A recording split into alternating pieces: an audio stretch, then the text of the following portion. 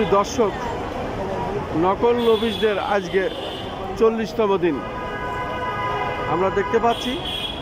তবে আমরণ অনশন আজকে ৫মতম দিন।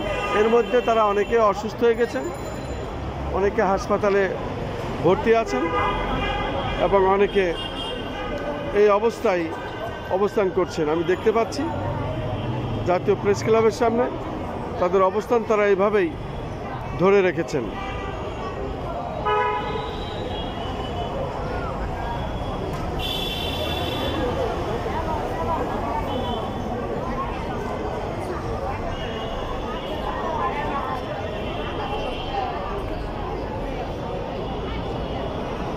কেউ বলতে পারবেন কিছু?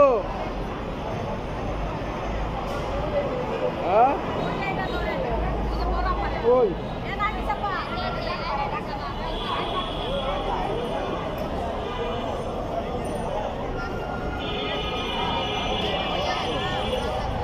আজকে তো 40তম দিন আর ৫ম দিন আপনারা আমরণ অনশন। এর ভিতরে অনেকে অসুস্থ হাসপাতালেও ভর্তি আছে, অনেকে দেখলাম স্যালাইন নিচ্ছে। আপনারা এ পর্যন্ত রাষ্ট্রের থেকে কোনো আশা পেয়েছেন কিনা এবং সরকার কি বলতে চাচ্ছে আপনারা যদি বলতেন এই বিষয় আর কতদিন থাকবেন? নাম পরিচয় দিয়ে বলুন। আমি একজন নকল নবিশ, আড়াইহাজার সাব রেজিস্টার অফিস নারায়ণগঞ্জ। এই পর্যন্ত রাষ্ট্রের থেকে আমরা মৌখিকভাবে আশ্বাস পেয়েছি, কিন্তু আমরা চাচ্ছি যে মৌখিক আশ্বাস বিগত দিনে আমাদেরকে অনেক সরকার অনেকভাবেই দিয়েছিল। তো সেই সরকারগুলো দেওয়ার পরও আমাদের মৌখিক আশ্বাসের কোনো কার্যক্রম শুরু হয় নাই বা কার্যকারিতা হয় নাই। সেজন্য আমরা চাচ্ছি একটা লিখিত আশ্বাস।